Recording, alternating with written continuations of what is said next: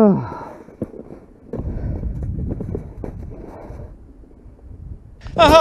what is up, everyone? That clip you just saw, I'm gonna be honest, that was more challenging than going 75 miles an hour down Skyline Express on fresh groomers at Stevens Pass.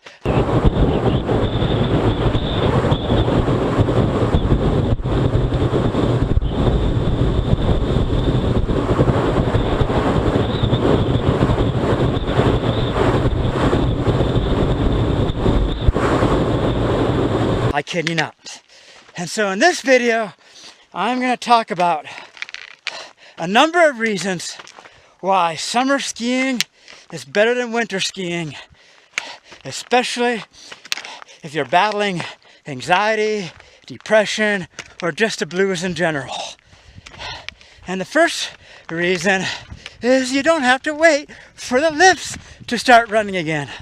Oh, it brings back memories of my early years when Skiing and Powder magazine, the September issue, would come out in the second or third week in August, only to remind you that you still had 3 to 4 more months before the lifts start running.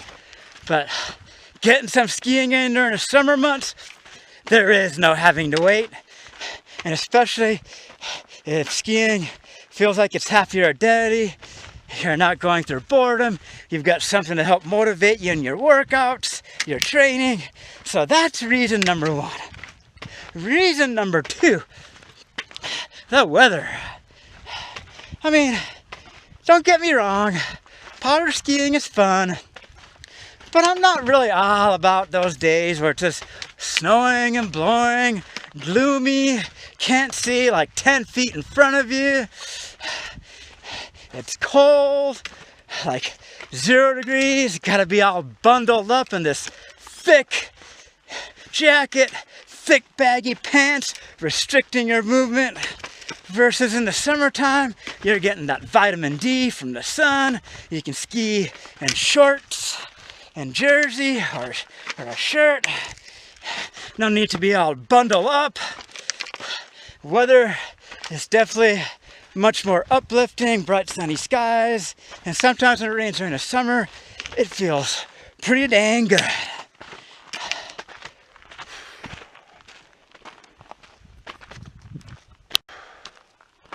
Alright, reason 3, while summer skiing is better than winter, is crowds. In this day and age, there's no getting around the crowds when skiing at the resort. Even on a weekday, you're always going to have to be leery of someone hiding over that knoll or in that blind spot. So you can never really go all out in terms of speed or hitting that air. And then of course you got to be wary of other people running into you, long lift lines, nowhere to sit in the crowded lodge. Versus late spring and summer, you can go as fast as you want, make as many turns as you want, you can catch as big as there as you want, don't have to really worry about anyone sitting in your blind spot because you're paying attention as you're hiking up to who else is around you, plenty of time to observe your surroundings. And that too, it just kind of gives you a sense of freedom, that sense of freedom to break from that depression and that anxiety. And reason number 4, which is kind of related to 3, goes hand in hand with magnified loneliness. And during the winter months, or early spring, those crowded days at the resort, it's easy to feel lost in the crowd, especially if you're alone, longing for friendship. You know, you try your best to make new friends, or you get flaked on by people who say like, oh, we got to ski together sometime in the future, next Saturday. It can get to you over time, and it's like, even though you're surrounded by all these people, it magnifies the loneliness. Versus out here, even though I may be completely isolated at times, that loneliness is not being magnified. I mean, yeah, there's always that little hint that it would be nice to be out here with a buddy, but beggars can't be choosers. I take it in stride, and as you see, I still have a lot of fun. So what I'm getting at is that loneliness is not magnified. And then, of course, there is reason number 5, and that is getting in a good workout. Now, granted, skiing is ideally a power sport if you do it correctly. I mean, if you're just taking a lift up and just letting yourself glide down the mountain, you're not really getting much of a workout. But if you're trying to crank those high-speed turns, get on edge and actually bend that ski, utilizing those edges, you will get a good power workout and a little bit of cardio. Not much, but a little bit. But you can still get that same power training and cardio, but with a little extra challenge when you do it during the late spring and summer months, because you've got to hike anywhere from as short as maybe a mile on up to 5 miles. And you got to make sure you have enough endurance and energy reserves to still ski hard. And that's what makes the added challenge, is that you've got to still be able to ski hard even though you may be battling fatigue, dehydration. And that challenge just helps to uplift the mood, just shield me from that anxiety and depression.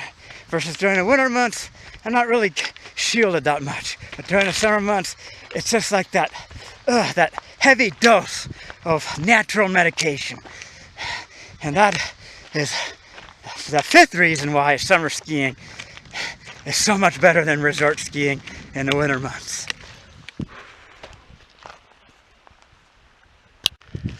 Okay, reason number 6 why I enjoy summer skiing more than winter skiing, and that is the challenging snow conditions. Now I'm gonna be honest with you guys.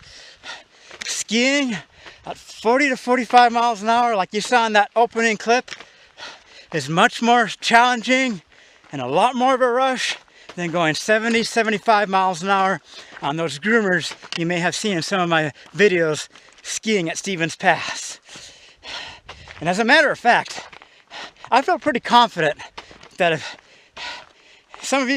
any of you guys out there did not have too much fear, I could have you going at that same speed down those fresh groomers down Skyline Express before the end of the season, going at the exact same speed that I'm going at. I feel pretty confident. As a matter of fact, I remember I actually had someone reaching 35 miles an hour his very first day inline skating.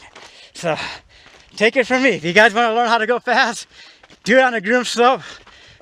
And I don't know if I'm going to get the same thrills like I do during the summer, trying to go fast on those sun cups, runnels, dips.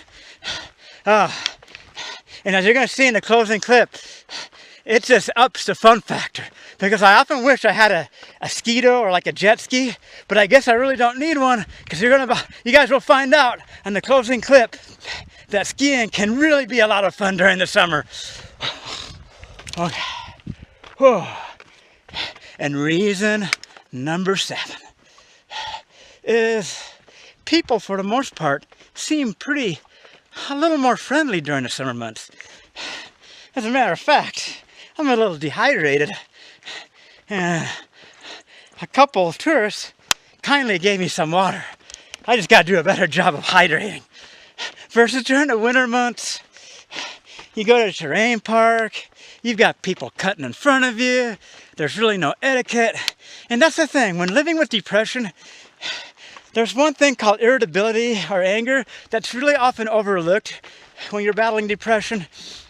And I've got kind of a really low tolerance, kind of get really easily irritable. And so when I'm just out here, not having to worry about anyone getting in my way or cutting me off or making fun of me or whatever it may be, it just helps to enhance my mood that much more. So I have given you guys 7 reasons why summer skiing or just enjoying the sun can definitely be beneficial in helping to alleviate depression and anxiety. And especially when it comes to skiing versus skiing, summertime versus wintertime, summertime hands down. So thank you for joining me on this blogging video. Enjoy that last clip. But like I said, it's challenging, it's adventurous. What more can you ask for?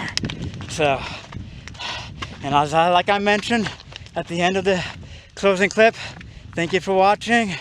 But I'm gonna let you guys just know that it is a lot of fun, and it is one way that I can help escape that depression and anxiety.